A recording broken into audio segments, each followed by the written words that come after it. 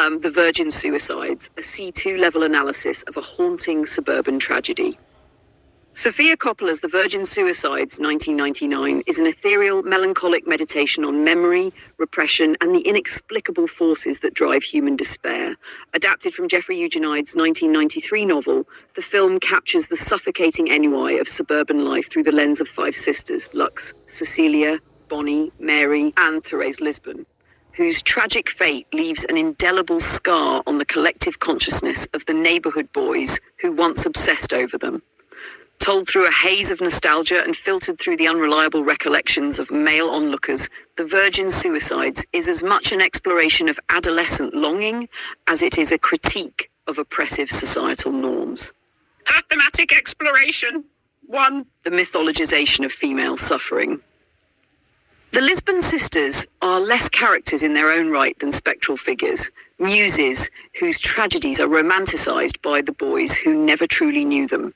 Coppola constructs a world in which the girls are scrutinized, their suffering aestheticized, and their identities reduced to a collective enigma. The male narrators, now adults, attempt to reconstruct the Lisbon sisters' inner lives through fragmented memories, diary entries, and second-hand accounts, yet they never penetrate the heart of the mystery. This narratorial distance reinforces the idea that female pain is often fetishized rather than understood, a theme that echoes throughout literature and film. Suburbia as a gilded cage. The film situates itself in a sterile middle-class American suburb in the 1970s, where the illusion of tranquility masks a deep-seated repression. The Lisbons' home is both a sanctuary and a prison, ruled by an overprotective mother, Kathleen Turner, whose puritanical restrictions stifle the girls' individuality. The claustrophobic atmosphere, accentuated by soft lighting and dreamlike cinematography, transforms domesticity into a psychological pressure cooker. The sisters, deprived of autonomy and meaningful self-expression, become symbols of a generation crushed beneath the weight of expectation. The inevitable tragedy of isolation.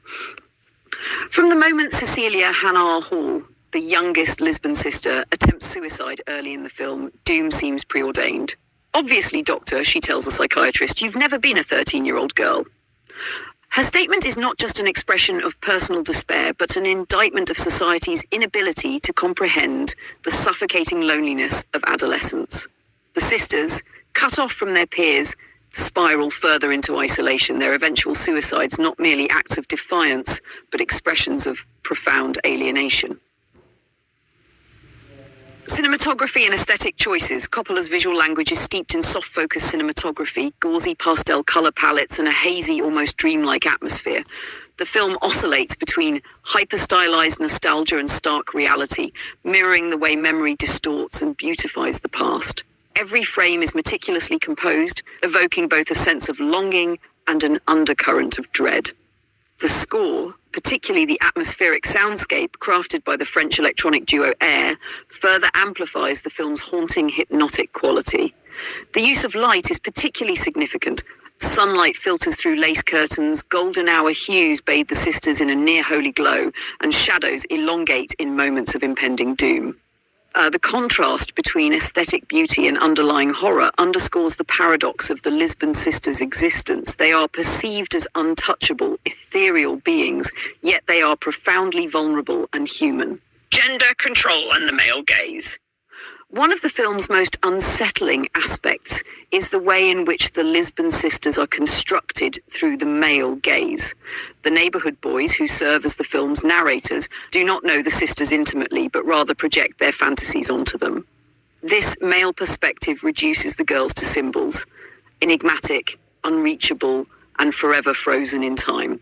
Lux Lisbon, Kirsten Dunst, the most outwardly rebellious of the sisters, becomes the focal point of male desire. Her fleeting romance with Trip Fontaine, Josh Hartnett, epitomizes the film's larger themes. What men perceive as passion is often a transient illusion, and what they cherish in hindsight is more about their own longing than the girls themselves.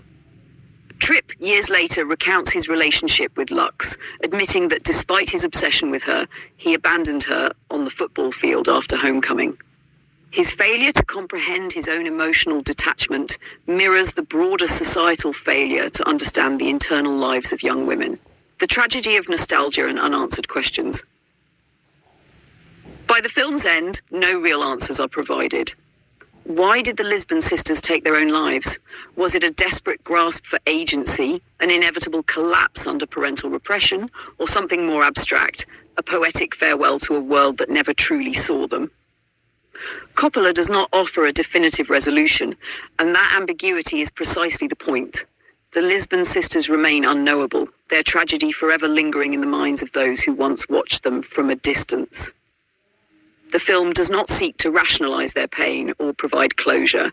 Instead, it invites the audience to sit with the discomfort of not knowing, forcing them to confront the ways in which society processes female suffering, not with understanding, but with mythologization. Conclusion: a haunting and unresolved masterpiece. The Virgin Suicides is a film that lingers like a half-remembered dream, its impact growing more profound with time.